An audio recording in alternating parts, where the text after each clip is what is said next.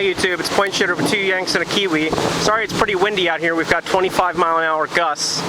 But I wanted to come out and do a little bit of filming about camouflage. And what I have right here is I have a British DPM smock. This is a disruptive pattern material.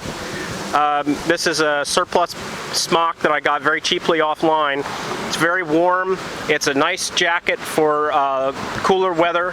Obviously in the summertime you wouldn't want to be wearing it, but it has nice pockets on it, nice big pockets. It's a very useful smock. And what I have it hanging in is just some local vegetation and brush in the backyard. And what I wanted to do was talk about how this pattern works for my area.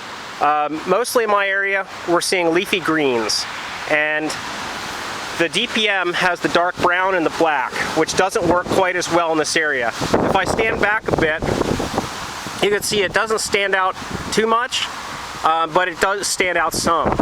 Now the advantage for camouflage is that you want to avoid contrast and you want to avoid movement. So even if your camouflage doesn't exactly blend in, if you're standing perfectly still, you're more difficult to see.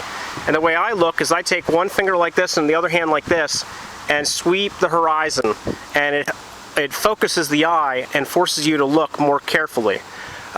Usually a dead giveaway is going to be movement, but a simple camouflage smock like this actually would aid a lot in your camouflage abilities. Let's contrast it with plain OD green, which I've got laying out here in the sun. This is a Vietnam surplus poncho, extreme wet weather poncho, an early '65 dated one. And this is a real beast to carry, but it's nice because it really repels the rain. But you can see against the grass, it definitely stands out because it's all solid one color and it shines in the sun.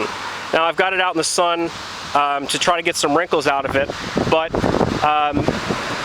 in bright sunlight it stands out because it whips in the wind, and it shines in the rain, and it shines in the sun. So it's not a good choice.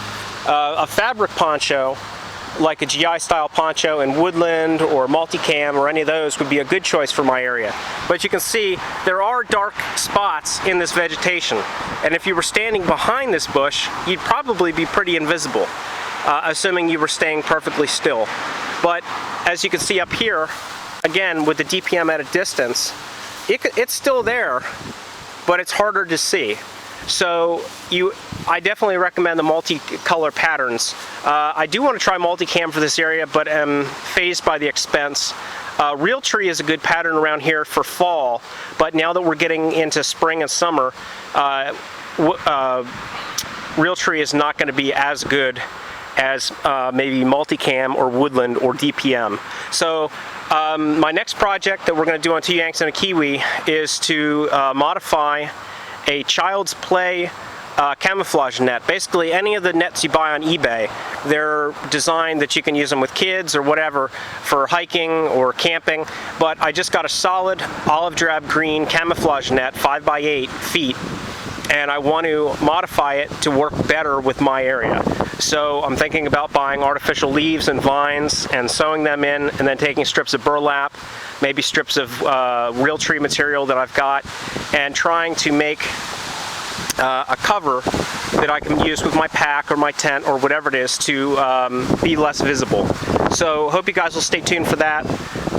Keep watching for more videos, and hopefully INGNoob and I will be able to collaborate here. He and I have talked a lot about camouflage, and I'd really like to go full ghillie suit, but it's too hot for the weather, it's too much bulk to pack, and there's the fire hazard. So something solid like this, or some sort of poncho with three-dimensional material on it, is exactly what I'm looking for. But we don't want to go with a solid color poncho. So I'm looking to upgrade that. So just some things I'm working on, and stay tuned and you'll see more videos on them. Alright guys, this is Point Shooter signing out.